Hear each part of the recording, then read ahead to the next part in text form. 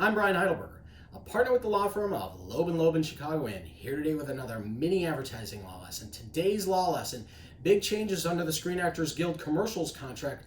But first, yes, I'm back. You all have been saying, Brian, where are the videos? Where are the videos? And I think what I've been hearing is, where is all that free legal advice? Well, in very lawyerly terms, res ipsa loquitur, the thing speaks for itself. How much free legal advice can one guy give?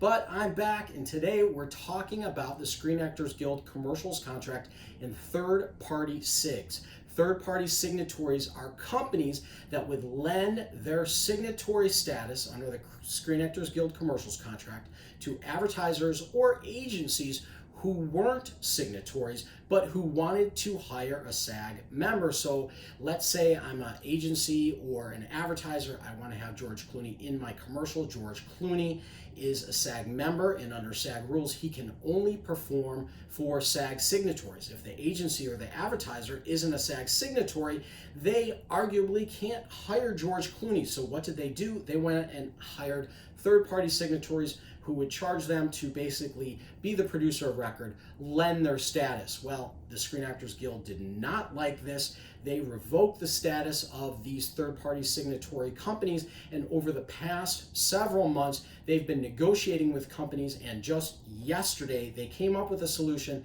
They've established new rules which would be effective January 1st.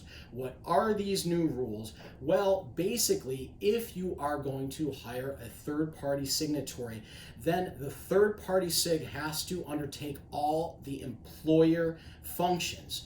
If there is an advertising agency involved, the advertising agency is no longer allowed to take part in the employer functions. So what are those functions? Well, securing the casting agents, negotiating talent contracts and hiring performers, having employees on set during the day of the shoots to address and resolve any union claims, as well as ensuring timely and effective payment of all payments to the talent and providing electronic documentation thereafter. So this means that now, if I am an advertiser who wants to have a SAG member in my commercial, but I am not a SAG signatory, I can hire an advertising agency who is a SAG signatory, or I can hire a third-party SIG. But if I hire a third-party SIG, then the third-party SIG has to take on all those employer functions, and the advertising agency cannot do that function, and that means that the third-party SIG actually has to go to the advertiser, get in writing that the advertiser agrees that the third-party SIG will do all those employer functions, and if there is an advertising agency involved, they actually have to get the advertising agency to also agree in writing that they are not going to take in part with the employer functions, and then that documentation has to be submitted to SAG 3 days in advance of the shoot.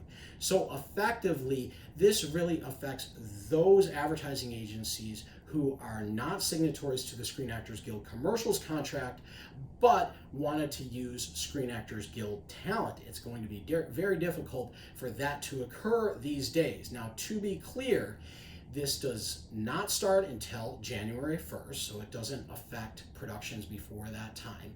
It also doesn't affect any advertiser who is currently a SAG signatory. It doesn't affect an advertising agency who is currently SAG signatory. It only affects those advertisers who aren't signatories, those agencies who aren't signatories, and of course, the third-party signatories. It certainly is going to very much change the way people who are non-signatories work when they want to use SAG talent. I hope this information is helpful. I look forward to seeing you again soon, and let's be careful out there.